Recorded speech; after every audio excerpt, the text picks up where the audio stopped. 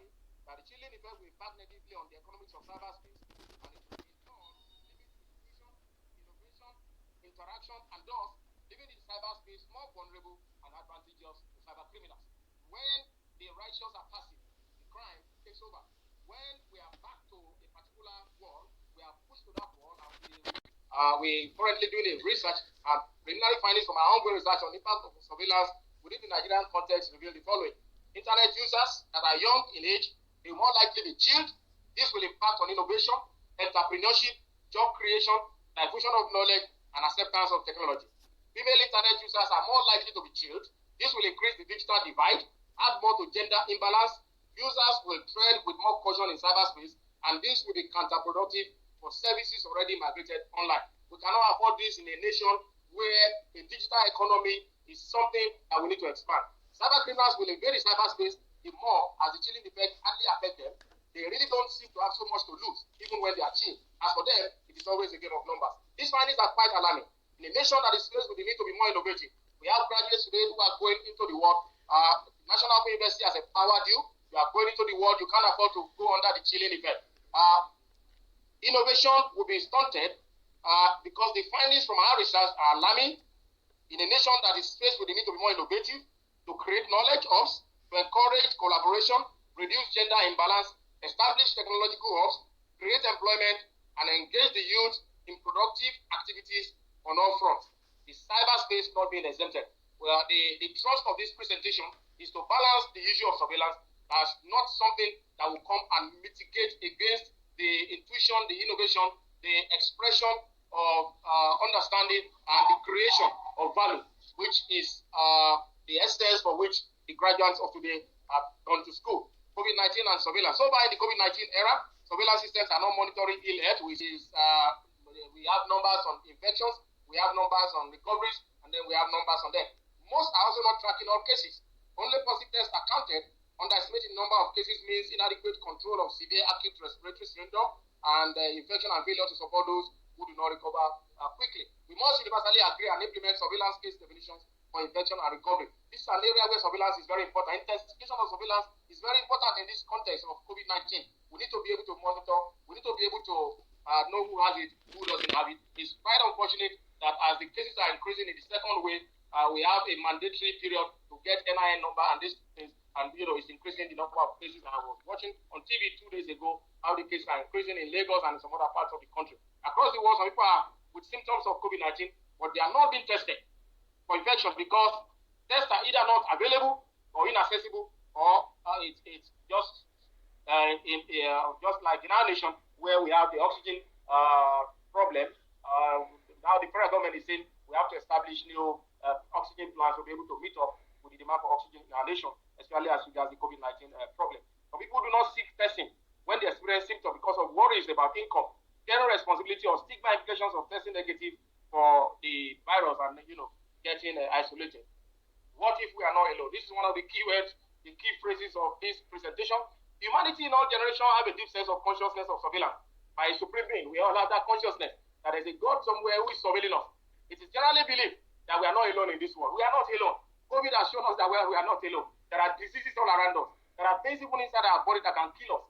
There are danger. There are problems all over around us. We are not really alone. The supremeness of this game places a responsibility on us to tend the earth, the physical space, in tandem every other space dictated to us by providence or by nature.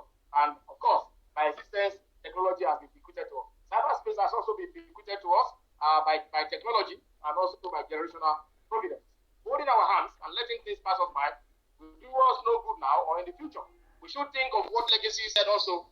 There will be peace and security during my lifetime. A lot of us are growing old. The younger ones are coming up. We must live a better world. We must live the world better than we find it. We must encourage them. We must challenge them. We must propel them. We must motivate them.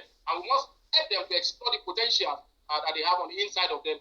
And not keeping quiet and motivating them by encouraging them to rise up to the challenges in the days and times that we live in. In the country Ghana, in the beginning of this pandemic, we saw them developing sanitizer systems and things like that. We expect to see similar development in our nation, similar intensification of knowledge in the area of microbiology, in the area of multidisciplinary science that can provide extant solutions to to the problems that we face today, that can provide indigenous solutions to the problems that we face today, even as a nation. Sometimes technology don't work in Africa because these technologies are not tropicalized. They are imported. If we develop, we may not have the fantastic opportunities to have developed big, machines and things like that. We have a fresh opportunity on a digital platform to utilize it for purposes that will benefit mankind.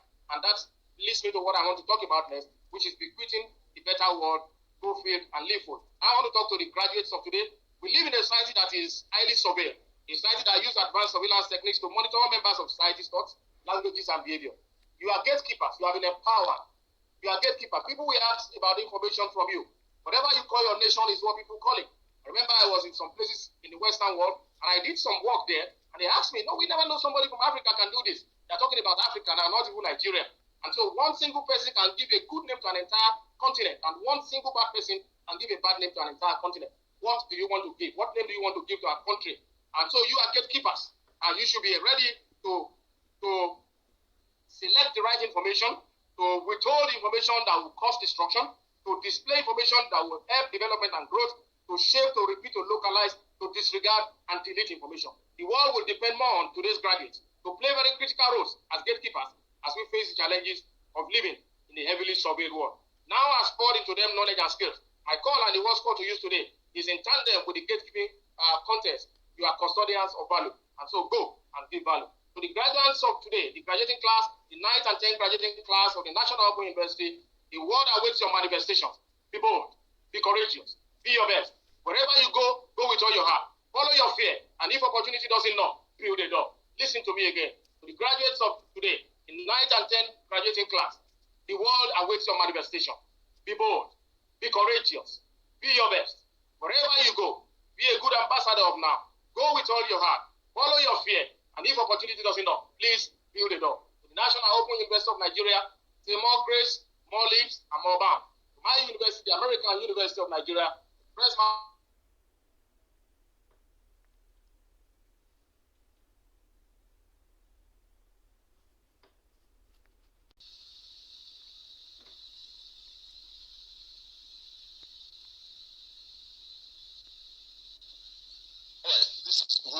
even though we've almost come to the concluding part of that convocation lecture, which sees threat and danger everywhere. By surveilling, by intensifying surveilling, it's as if we are seeing danger everywhere. It's as if we don't want people to take risk again.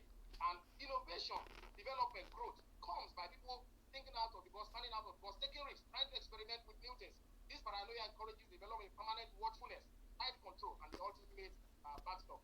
Judged against the idea of meticulous order, the normal vitality and unpredictability of human beings is interpreted to indicate they are inherently unruly or unstable and have the capacity to change for the better. And that tough love has something to offer, all of which rationally informed production and youth justice are inevitably corroded by surveillance, intense surveillance. All right. In a very short moment from now, I shall be. But in the meantime, permit me very especially to recognize some distinguished guests who have joined us virtually for this all important convocation lecture.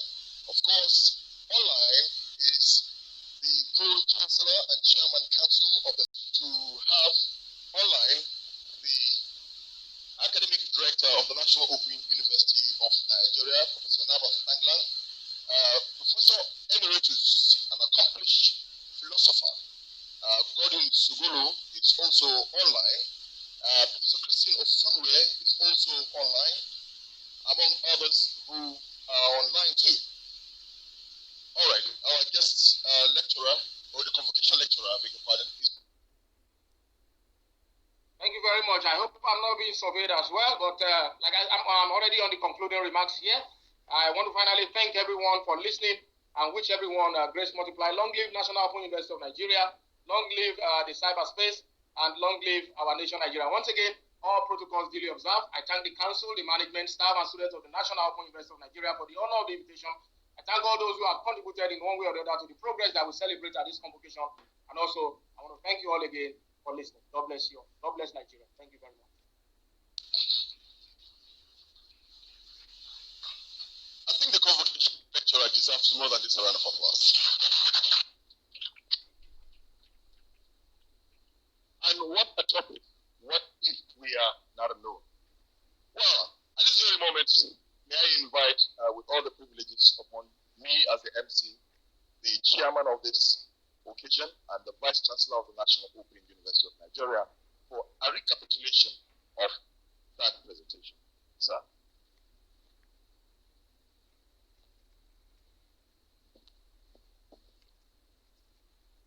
I'm not really sure whether I can summarize this lecture or recap this lecture in a few words, but I will try my best.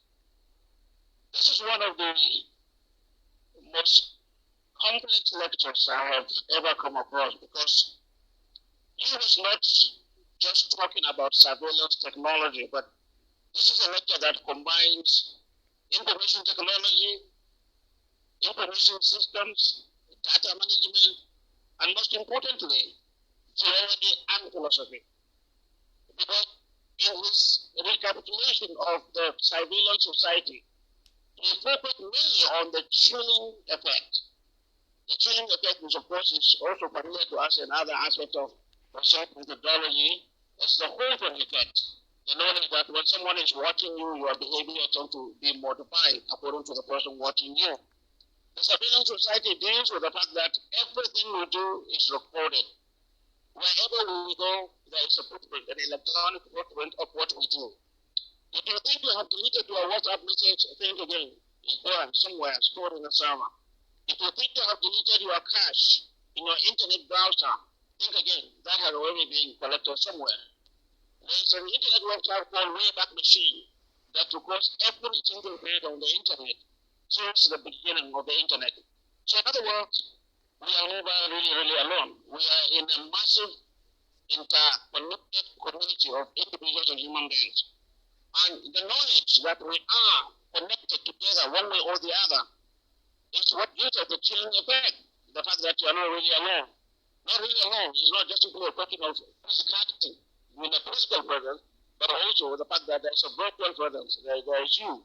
So if you think you're in your room and you have locked your doors and you are the only person there, think again, because your phone is a camera that takes you and your activities all over the world.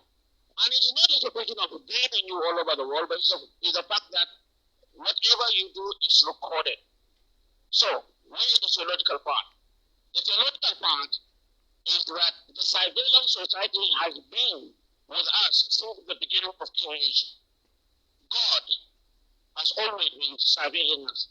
So in other words, what we do, if we cannot account for it now, we will not know that there will be a time when we will account for it. So if we want to understand the surveillance society, and we want to understand the chilling effect, you don't have to go deep into computer science, into information management to do that. All you have to do is to remember that God is watching you, God is seeing whatever you do, and most importantly, God is recording it. And by the time you get out there with your flash drive around your neck, you will have this massive supercomputer where they will put the flash drive on your neck that will come on read, and then you'll be able to see all the data that you have done. Those that you think you have forgotten, those that you have deleted, those that you put in your trash bin, they will certainly now resurface. And God will confront you with all this and ask you to account for that. So there is a massive WhatsApp there. There's a massive Telegram. There's a massive internet browser. They are all these things, and they are all spiritual. So that is why I said this lecture is very fascinating, because it combines elements of technology and theology. The two of them are always going together. It reminds us of our humanity. It reminds us of our frailty. It reminds us of the fact that someone, somewhere, some force is watching over us. And therefore, it serves as a guide for us to be more spiritual if you believe in the spirituality. To be more careful if you don't believe in the spirituality. But either way, whether man is watching you or God is watching you, you are being watched, and you will be responsible for your action. And I think this is a very keen and important lesson for this particular lecture. We would like to thank Professor Alonge for drawing our attention not only to technology, but also to spirituality. And it is very important that we have quotations from the Bible and from the Quran that indicates the wide appeal of the chilling effect. I want us to leave this lecture hall with the understanding that the chilling effect is far much more spiritual than just to put the footprint you leave on your WhatsApp or on your Telegram or on those hard drives where you store things and you don't want people to see what you store on your hard drive. Yes, you can delete them. Yes, you can hide the folders. But there's another chilling effect, and that chilling effect is the observation of God who created you. And it is very, very important for us to understand that. Professor Lindy, thank you very much for that stimulating talk. Thank you very much for bringing this to our attention. And I'm very happy that we have over 500 people online watching us. And many of these people online watching us are young people. And so understand, not just mommy and daddy that are watching you, God is also watching you. May God continue to guide all of us. Thank you very much.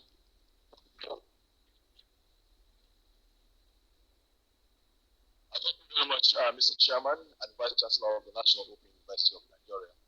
Just when we were delivering that recap, the incoming Vice Chancellor of the National Open University of Nigeria, Professor Olufemi Peters, stepped in, so you're most welcome. Also joining us online is the Deputy National Secretary General of the National Association of Nigerian Students, along with over 500 virtual audience. Well, it is customary after a convocation lecture of this magnitude for a broad transmission of plaque to the convocation lecturer. But since this convocation ceremony, this convocation lecture is a virtual one, the university will convey at appropriate time the plaque to our distinguished convocation lecturer, Professor Longe, in due course. At this very moment, we've come to the end of activities for today. Beginning the activities of our convocation ceremony that will end tomorrow. Tomorrow at about the same time we started this convocation lecture, the virtual room or virtual class or virtual atmosphere will be open for all and sundry to join to see how it will be like to convoke over 32,000 incredible number of graduates. Until then, may I at this very moment request that we all rise for the national anthem to be followed, for the annual anthem to be followed by the national anthem.